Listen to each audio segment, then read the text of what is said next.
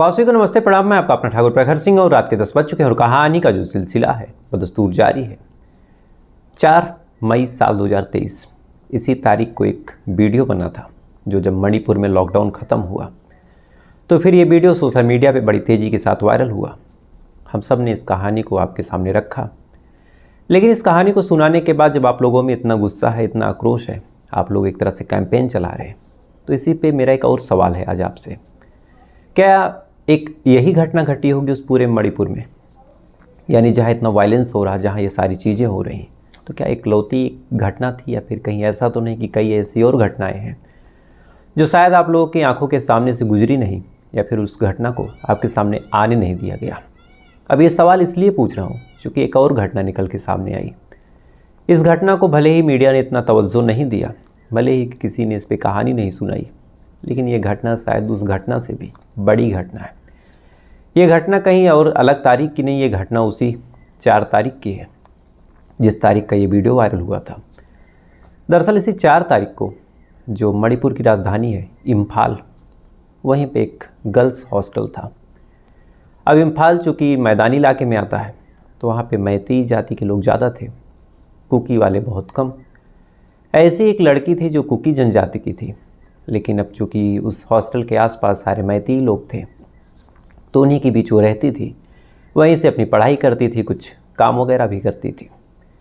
लेकिन जब ये दंगा भड़का, जब ये सारी चीज़ें हुई, दोनों जातियों दोनों समुदायों में नफरत हुआ, तो चूँकि ये लड़की वहीं पे फंस जाती है और सारे लोगों को पता था कि ये कुकी है, तो कहीं ना कहीं इस बात का जो दंश था इस लड़की को भी झेलना पड़ा। इस लड़की को बाकायदा निकाला गया, निकालने के बाद इसके साथ रेप हुआ और जितने तरह का आप टॉर्चर सोच सकते हैं, जितनी भी गंदी से गंदी तस्वीर आपके दिमाग में बन सकती है, उससे भी ज़्यादा गंदे तरीके से इस लड़की को टॉर्चर किया गया, घंटों तक तड़पाया गया। तड़पाने के बाद इसको मार दिया गया। मारने के बाद भी ये निर्वस्त्र उसी सड़क पे पड़ी रही। उसके बाद जैसे तैसे करके 1-2 दिन बाद तक तो जैसे तैसे थोड़ा बहुत जो हालात था वो काबू में आया। उसके बाद जो लड़की थी, इसकी रूममेट, वो मैती जनजाति की थी। इसने फिर इस लड़की के पेरेंट्स को फ़ोन किया, फ़ोन करके बताया कि ये सारी चीज़ें हो गई। अब परिवार वाले दूसरी जगह हैं, बिटिया दूसरी जगह है, बिटिया के साथ ये सारी चीज़ें हो गई। परिवार वाले उस जगह पे जा नहीं सकते चूँकि परिवार वाले कुकी थे, वहाँ पे मैती का बोलबाला, तो वहाँ पे जाएं कैसे। जैसे तैसे करके कुछ दिनों बाद 16 तारीख को कंप्लेन दर्ज होती है। 16 तारीख को कंप्लेन दर्ज होती है। कंप्लेन दर्ज होने के बाद फिर पुलिस वाले एक 0 FIR दर्ज करते हैं। उसके बाद फिर उधर से बॉडी रिकवर होती है। बॉडी को पोस्टमार्टम के लिए भेजा जाता है। उसके बाद इस बॉडी को एक हॉस्पिटल के एक मॉर्चरी में रख दिया जाता है और तब से लेके आज तक ये बॉडी उसी मॉर्चरी में पड़ी है। अब चूँकि ये बॉडी जो है ये मैतेई जनजाति के इलाके में रखी गई है, यानी जो हॉस्पिटल है, तो फिर ये परिवार जो कुकी समुदाय से ये वहाँ पे जाके अपनी बेटी की बॉडी को रिकवर भी नहीं कर पा रहा। इधर पुलिस वालों ने पूरे अपनी जाँच पड़ताल में कहीं भी रेप का जिक्र नहीं किया, तो इस पर भी परिवार वालों का गुस्सा फूट रहा है कि किस हिसाब से पुलिस वाले उनके साथ अन्याय कर रहे हैं। अब प्रयास तो यही है कि ये जो कहानी है लोगों के सामने पहुंचे, इस माँ को भी न्याय मिले, लेकिन देखते हैं कि कहाँ तक ये बात जाती है। लेकिन मुझे लगा कि आपके कानों तक ये बात डालनी चाहिए, तो मैंने आपको बताई। प्रयास यही है कि आप लोग भी इस बात को शेयर कीजिए। तो ये तो रही एक महत्वपूर्ण घटना और आपको उसके बारे में जानकारी होनी चाहिए थी। अब आते हैं आज की कहानी का रुख करते हैं।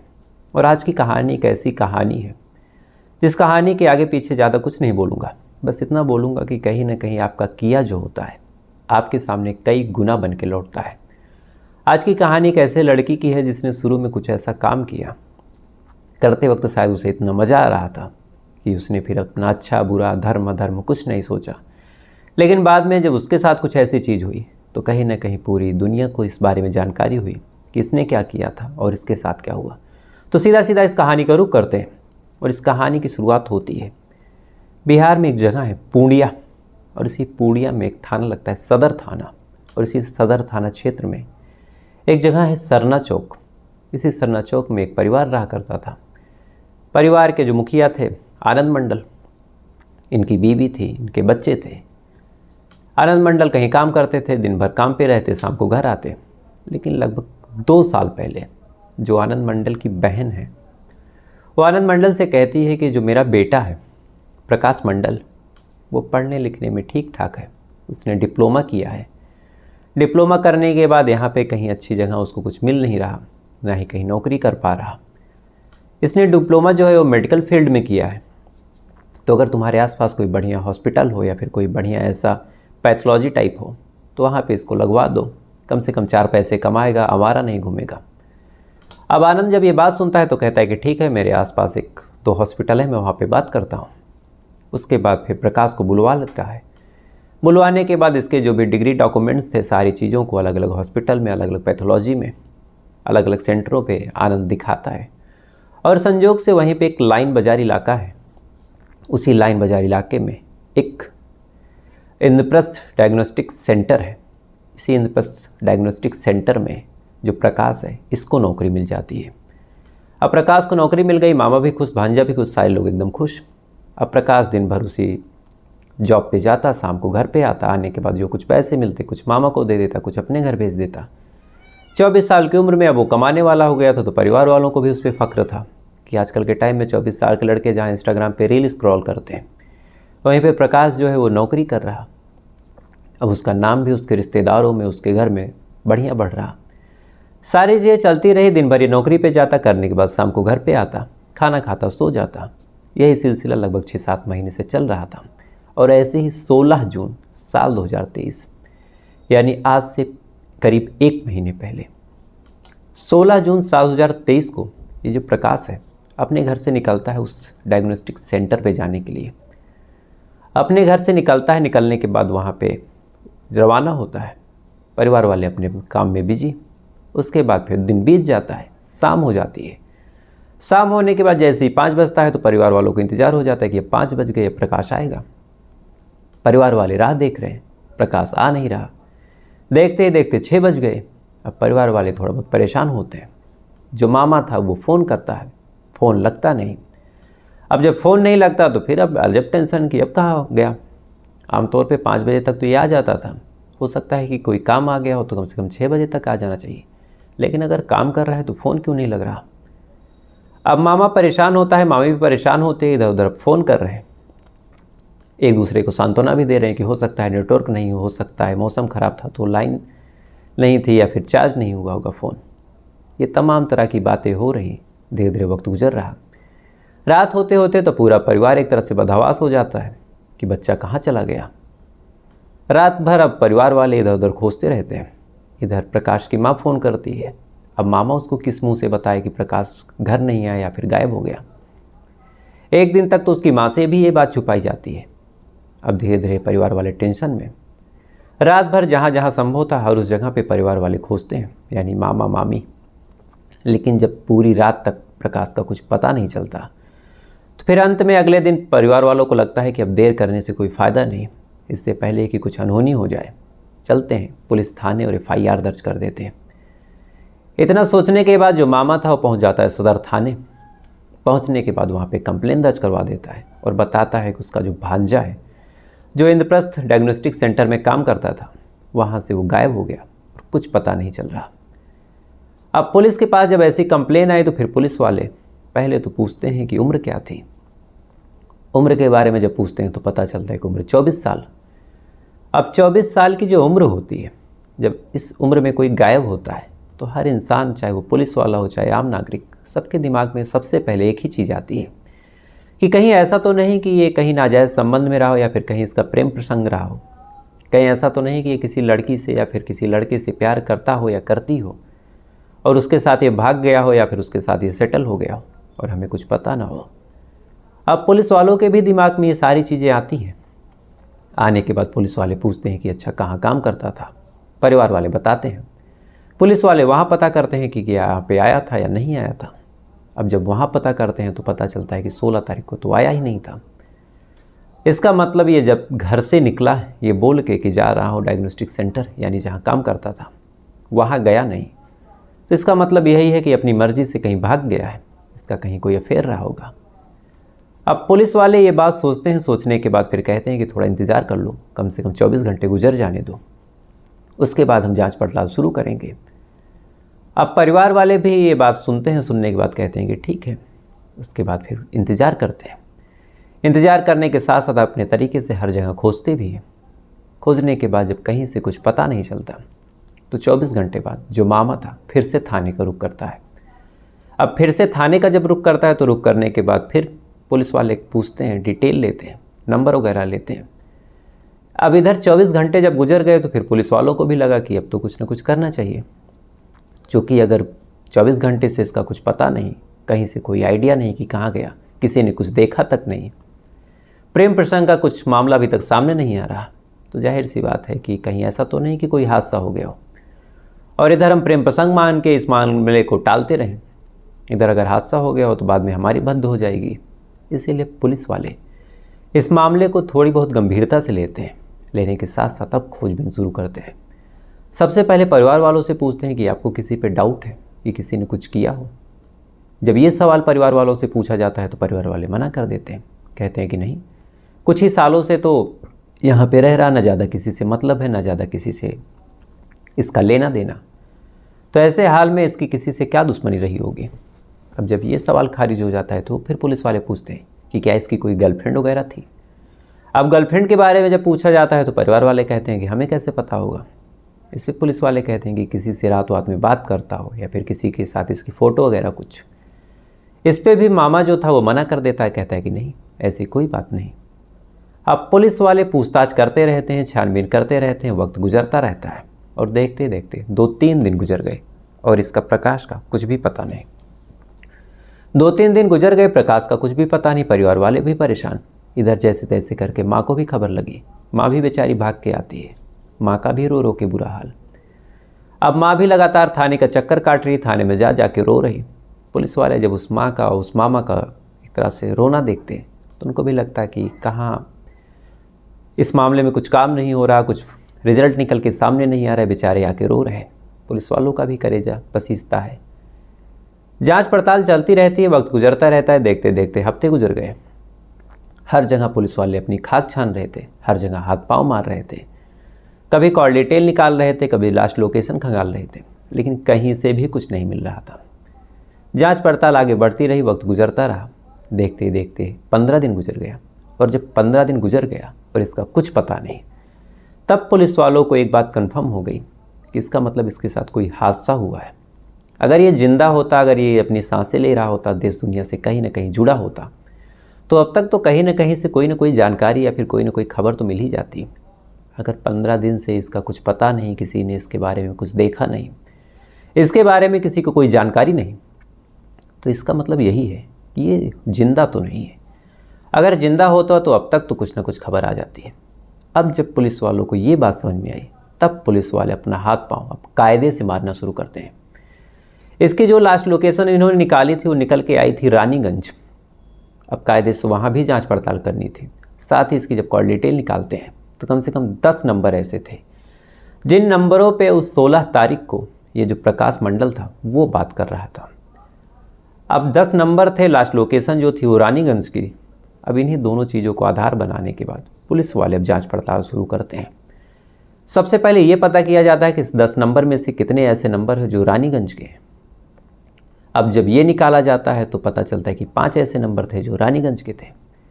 इसके बाद फिर ये पता किया जाता है कि कौन से ऐसे नंबर थे जिस पे सबसे ज़्यादा बात, तो 2-3 नंबर ऐसे थे जिस पे ये हुआ कंफर्म कि हाँ ये 2-3 नंबर ऐसे हैं जिस पे सबसे ज़्यादा बात हो रही। इसके बाद पुलिस वाले अब रानीगंज की तरफ रवाना होते हैं, लेकिन अब दूसरे थाना क्षेत्र में जाने से पहले परमिशन, ये सारी चीज़ें, ये भी ढेर सारी औपचारिकता थी। ये सारी फॉर्मेलिटीज़ पूरी करते हैं। पूरा करने के बाद दूसरे थाने में जाते हैं, वहाँ पे अब जांच पड़ताल शुरू करते हैं। जांच पड़ताल शुरू करने के बाद जितने भी नंबर सर्विलांस पे थे, जितने भी नंबरों पे डाउट था, सारे नंबरों को अब एक बारीकी से क्रॉस एग्जामिन करते हैं। सारे लोगों से बातचीत करते हैं कि ये आपसे क्या बात कर रहा था, ये कब आया था, कहाँ आया था। सारे लोगों से बातचीत होती है। सारे लोग जवाब देते हैं कि बातचीत तो हुई थी लेकिन हमें नहीं पता कि यहाँ कब आया था। अब जब ये बयान वो लोग देते हैं तो उनको भी फिर से बारीकी से क्रॉस चेक किया जाता है। इधर देखते ही देखते 19 दिन गुजर गया, अभी तक कुछ पता नहीं। और जब 19 दिन गुजर गया और अंत में एक ऐसा नंबर मिला जिसके बारे में कुछ पता नहीं था कि ये कौन है। इसके बाद अब उस नंबर के बारे में जब पता किया गया तो पता चला कि ये नंबर एक लड़की का है। अब उससे जब कांटेक्ट करने की कोशिश की गई तो नंबर बंद। अब पुलिस वालों को लग गया कि हो ना हो, अगर कोई कुछ जानता है तो ये लड़की ही जानती है। पुलिस वाले उसकी डिटेल निकालते हैं। निकालने के बाद उससे बारीकी से पता करते हैं कि ये कहाँ रहती है, क्या करती है, कहाँ इसका आना जाना है, कहाँ इसका उठना बैठना है। उसके बाद जब तमाम चीज़ें पुलिस वाले पता कर लेते हैं तो फिर अंत में 20 दिन बाद उस लड़की को गिरफ्तार करते हैं। गिरफ्तार करते हैं, उसे उठाते हैं। उठाने के बाद जब उससे पूछताछ करते हैं तो अंत में उस लड़की ने अपना इकबाल जुर्म किया, और इकबाल जुर्म करने के बाद फिर 20 दिनों बाद इस मर्डर मिस्ट्री का खुलासा होता है। दरअसल ये लड़की जो थी, ये लड़की मूल रूप से कटिहार ज़िले की रहने वाली थी। कटिहार ज़िले में ही पैदा हुई, वहीं पर पली बड़ी। अब जैसे जैसे बड़ी हुई, कहीं ना कहीं उम्र का एक पड़ाव इसने पार किया। फिर दुनिया के हिसाब से, समाज के हिसाब से इसे भी लग गया कि आज के टाइम में पैसा इंपॉर्टेंट है। कमाने के लिए, कुछ धंधा करने के लिए थोड़े बहुत पैसे चाहिए। पैसा नहीं है तो कोई इज्जत नहीं है। इसलिए फिर इसने नौकरी करने की सोची। अब नौकरी करने के लिए अपने दोस्तों से, अपने साथियों से बात करती, और इसी दौरान इसने अपनी फ्रेंड से बात की। फ्रेंड से जब ये बात करती है तो बात करने के दौरान वो लड़की कहती है कि अच्छा ठीक है, तुम एक काम करो, तुम मेरे साथ मेरे हॉस्पिटल आ जाओ। हॉस्पिटल आने के बाद यहाँ पे एक डायग्नोस्टिक सेंटर है, वहाँ पे मैं तुम्हें नर्सिंग की या फिर हो सकता है कि तुम्हें रिसेप्शन पे बैठने की नौकरी दिलवा दूँ। अब ये बात जैसे ही ये लड़की सुनती है, मंजीता जिसका नाम था, मंजीता सुनती है। सुनने के बाद फ़ौरन भाग के वहाँ पे पहुँचती है, अपना कपड़ा वगैरह लेके। पहुँचने के बाद फ़ौरन ही उस सेंटर को ज्वाइन करती है, और उसी सेंटर पे प्रकाश भी नौकरी करता था। प्रकाश से भी इसकी बातचीत शुरू हुई, प्रकाश से भी इसका उठना बैठना शुरू हो गया। अब धीरे धीरे दोनों एक दूसरे के करीब आने लगे। अब करीब आने के बाद एक वक्त ऐसा भी हुआ कि दोनों एक दूसरे से प्यार करने लगे। प्यार करने के बाद फिर दोनों एक दूसरे के साथ मिलते। चूँकि प्रकाश भी घर से बाहर था, ये लड़की भी बाहर थी, तो आए दिन अब ये दोनों मिलने लगे, एक दूसरे के साथ रिलेशन बनाने लगे, एक दूसरे के साथ फिजिकल रिलेशन करते। ये सिलसिला चलता रहा, वक्त धीरे धीरे गुजरता रहा। कई बार ऐसा हुआ कि प्रकाश जब भी ये दोनों कुछ ऐसा काम करते, एक दूसरे के साथ फिजिकल रिलेशनशिप बनाते, तो फिर प्रकाश अपने मोबाइल में इन सारे पलों को कैद कर लेता, यानी वीडियो बना लेता। अब वो गर्लफ्रेंड थी तो उसे भी कुछ ज़्यादा एतराज़ नहीं था कि ठीक है, वीडियो बना रहे हो तो बनाओ, तुम्हें इससे शादी करनी है तो तुम्हारे ही पास है, तो तुमसे क्या शर्माना। अब रिलेशनशिप चलता रहा, सारी चीज़ें ठीक ठाक चलती रही। लेकिन जैसे इस रिश्ते को कुछ महीने गुजरते हैं, तब जाके मंजीता को एक बात पता चलती है। दरअसल मंजीता को पता चलता है कि उसका जो बॉयफ्रेंड प्रकाश है, वो उसकी ही बेस्ट फ्रेंड, जिस लड़की ने इसको बुलाया था, उसके साथ ये रिलेशनशिप में है। अब ये बात जैसे ही मंजीता को पता चला तो मंजीता को तो एक तरह से सदमा लग गया कि इतना बड़ा धोखा मेरे साथ हुआ है। उसके बाद फिर मंजीता क्या करती, उसने प्रकाश से ब्रेकअप कर लिया। अब जैसे ही प्रकाश से ब्रेकअप हुआ तो प्रकाश को पहले समझ में नहीं आया, लेकिन जब मंजीता से पूछा तो मंजीता ने पूरा कारण बताया। उसके बाद फिर ये मंजीता को मनाने की कोशिश करता, लगातार फॉलो करता, कहता कि बात करो। मंजीता कहती कि मुझे तुमसे बात नहीं करनी। ये सिलसिला कई दिनों तक तो चलता रहा, लेकिन अंत में जब प्रकाश को लग गया कि ये बात नहीं करेगी, तो फिर उसने जो फ़ोटोज़, जो वीडियोज़ अपने मोबाइल में उतारे थे, उन्हीं के दम पे इसको ब्लैकमेल करने लगा। लगातार ब्लैकमेल जब करने लगा तो फिर जो मंजीता थी, वो भी बहादुर लड़की थी, वो हार नहीं मानती। तो फिर अंत में इसने उन वीडियोज़ को सोशल मीडिया पे वायरल कर दिया। अब जैसे ही इसके वीडियोज़ सोशल मीडिया पे वायरल हुए, अलग अलग लोगों तक पहुँचे, तो फिर जहाँ पे ये काम करती थी, वहाँ पे इसका काम करना दूभर हो गया। और वहीं से फिर ये वहाँ पे काम छोड़ के आ जाती है रानीगंज, और वहाँ पे एक प्राइवेट नर्सिंग होम को ज्वाइन कर लेती है। अब यहाँ पे ये ज्वाइन करती है, उसके बाद भी प्रकाश का गुस्सा, प्रकाश की भूख शांत नहीं होती। अभी भी ये लगातार टॉर्चर करता रहता है। और अंत में मंजीता को जब कुछ समझ नहीं आता तो फिर कहती है कि काम करो। फ़ोन करती है और कहती है कि बहुत दिन हो गए हैं तुमसे मिले, तुम आओ मुझसे मिलने, मैं तुम्हें खुश कर दूँगी। यही स्टेटमेंट था। इतना सुनने के बाद 16 तारीख को जो प्रकाश मंडल है, अपने घर से बिना किसी को बताए निकलता है और रानीगंज पहुंच जाता है। रानीगंज पहुंचता है, उसके बाद जो मंजीता है वो उसके साथ घूमती है आराम से बाज़ार में, उसके साथ कुछ अच्छी चीज़ें खाती है। खाने के बाद फिर उसको एक सुनसान जगह पे लेके जाती है। जाने के बाद फिर वहाँ पे कहती है कि तुम्हें जो करना है मेरे साथ कर लो। इतना ऑफर सुनने के बाद फ़ौरन ही जो प्रकाश था वो कपड़े उतार के तैयार हो जाता है उसके साथ फिजिकल रिलेशन बनाने। मंजीता भी चुपचाप पूरा सपोर्ट करती है। इसके बाद इन दोनों में फिजिकल रिलेशन बनता है। अब जैसे ही सेक्स करने के बाद वो रिलैक्स होता है, फ़ौरन जो मंजीता वो कहती है कि तुम्हारे अंदर वो बात नहीं रह गई है, और मुझे पता था कि तुम ऐसा ही करोगे, इसलिए मैं तुम्हारे लिए एक स्टेमिना बढ़ाने की एक इंजेक्शन लेके आई हूँ और ये तुम लगाओ और दोबारा मेरे साथ करो। अब प्रकाश जैसे ये बात सुनता है तो उसकी खुशी का तो कोई ठिकाना नहीं था। फ़ौरन ही अपनी हाथ को आगे कर देता है, नस खुद बनवा के देता है कि ये रही मेरी नस, इसमें इंजेक्शन लगाओ। उसके बाद मंजीता उसमें इंजेक्शन लगाती है और इंजेक्शन के लगते ही 1 मिनट के अंदर प्रकाश जो था वो मर जाता है, क्योंकि उस इंजेक्शन में बेहोशी की ओवरडोज से भी ज़्यादा दवा थी। अब उसके बाद जैसे ही मरता है, मरने के बाद फ़ौरन जो मंजीता है उसकी मोबाइल फ़ोन को, उसके कपड़ों को नदी में फेंक देती है। उसके बाद इस लाश को पेट्रोल डाल के जला देती है और जलाने के बाद वहाँ से 9-11 हो जाती है। तो भले ही 20 दिन बाद ये मामला सुलझा, लेकिन जब कहानी लोगों के सामने निकल के सामने आई तो इसमें जितनी गलती कातिल की थी उतनी ही गलती पीड़ित की भी निकल के सामने आई। तो फिलहाल ये थी पूरी कहानी। अब आते हैं कल के सवाल पे। और कल का मेरा सवाल था कि अटल बिहारी वाजपेयी जी के नाम का कोई एक पुल बना था, कोई एक ब्रिज बना था, जिसका उद्घाटन साल 2022 के अगस्त महीने में हुआ था। तो ये कहाँ बना था और इसकी खासियत क्या है? तो दरअसल ये जो बना था ये बना है गुजरात के अहमदाबाद में। इसकी जो लंबाई है वो 300 मीटर है। इसमें जो बनाने में टोटल खर्चा आया है ये 74 करोड़ रुपए आया है। और इसको चूँकि आपको पता होगा कि गुजरात में, खासकर अहमदाबाद में, जो पतंग होती है, पतंगबाजी के बहुत शौकीन होते हैं। तो इस ब्रिज को बनाने में भी उस पतंग की थीम को ध्यान रखा गया है। ये ब्रिज जो है साबरमती नदी के ऊपर बना है और इसका जो उद्घाटन है 27 अगस्त साल 2022 को हमारे देश के प्रधानमंत्री श्री नरेंद्र दामोदर दास मोदी जी के हाथों से हुआ। तो इस सवाल का जो सही जवाब दिया है वो दिया है अंशुल जलौन जी हैं। और पार्सल अनबॉक्सिंग महावीर सिंह महफावत, कविता सचदेवा जी हैं, अजय गर्ग जी हैं, सोमित बनर्जी जी हैं, अमन राठौर जी हैं, दीपक जटराना जी हैं, देवराज ठाकुर जी हैं, मोहम्मद रिजवान जी हैं, मनमोहन पुन्नी जी हैं और गोपाल ढाकड़ जी हैं, अभिषेक भारद्वाज जी हैं, शुभम पांडे जी हैं, मनोज सिन्हा जी हैं, प्रमोद श्रीवास्तव जी हैं, सूरज बागड़े जी हैं और सुबेद कुमार जी हैं, ये बीएसएफ में एक जवान हैं। साथ ही संजय नायक जी हैं और सोहन लाल सेठिया जी हैं।